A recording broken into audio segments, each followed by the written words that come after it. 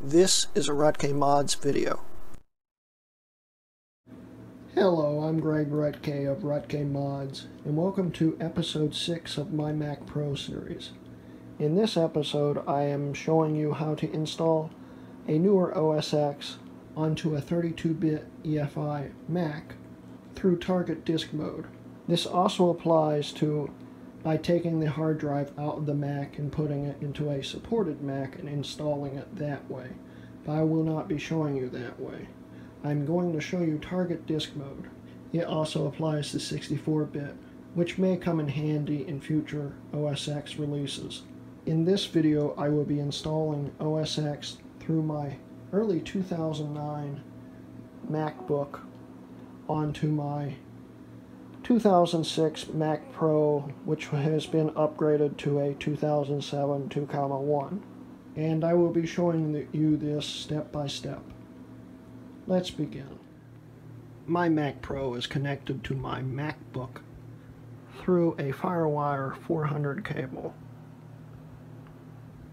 to enable my MacBook to see the Mac Pro as an external hard drive when we activate disk mode. To activate target disk mode, we need to first turn on the Mac, and then we need to go to the keyboard and hold in T and wait for it to kick into disk mode, where you will see a FireWire logo pop up. And here it is. Once that happens, the MacBook should see the drives pop up. 2, 3, and that's it. 1, 2, 3, 4, 5. Yeah, that's it. Once the drives have been recognized, we can now go to Launchpad and find our installer.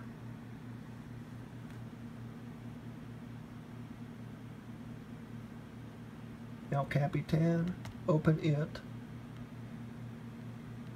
Click Continue.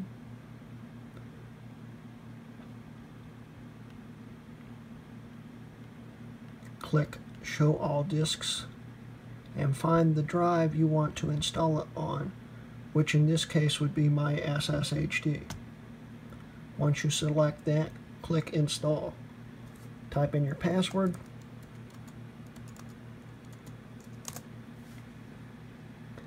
And it will begin to set up the disk and prepare the install. It will automatically restart itself into the installer, and the whole time my MacBook thinks that it's connected to a regular hard drive.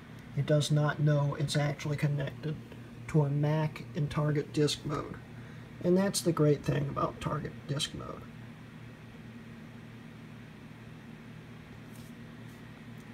Start.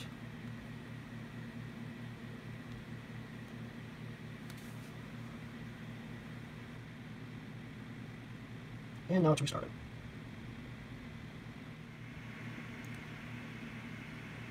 It is now starting to load the installer.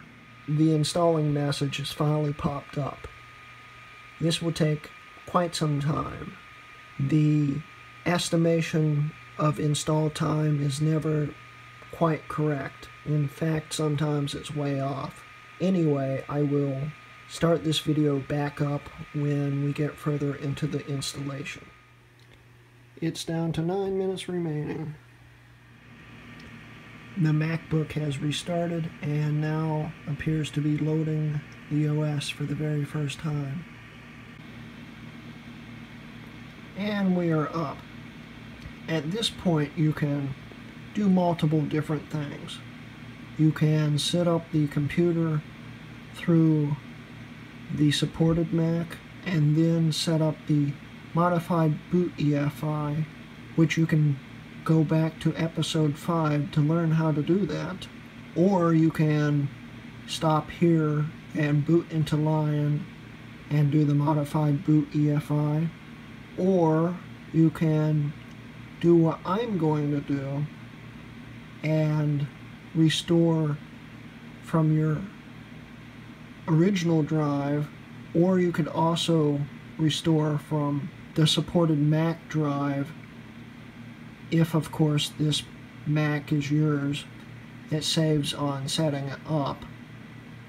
But what I am going to do, since I already have an install on my Mac Pro, is I am going to restore from that and then go into Lion and fix the boot.efi like you can in episode 5.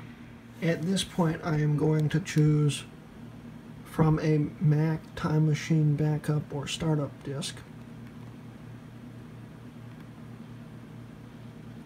And then it's going to scan all the drives. Now this one is actually my Mac Pro drive that I have installed, and this is my MacBook drive. Originally I had restored from the MacBook drive when I first set this computer up, and then got it to my liking for this setup. Now I'm going to restore the drive, and we click continue. It checks over the drive and then it should start. At this point it is reading everything on the drive and figuring out what it needs to move. And now it is transferring all my information from my main drive onto my SSHD, where that will become my main drive. Like I said earlier, you can install the modified boot.efi by booting into the main drive on this system that you're installing with, or setting this up and then doing it through that, or doing it through the Lion install on your computer, which I will be doing one of these to fix the boot.efi. And that's pretty much it.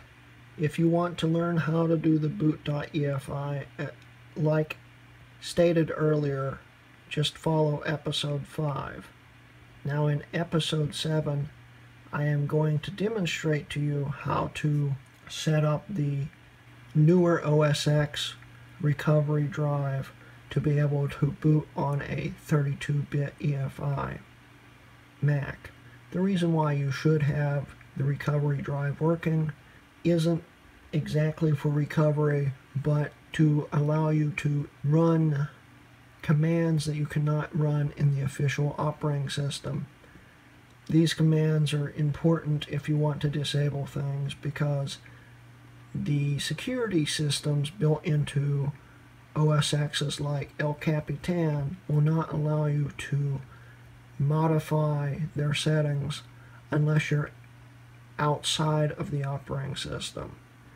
And so because of that, it's very important to have the recovery drive working, and I will show you that in episode 7. This has been a RutK Mods video.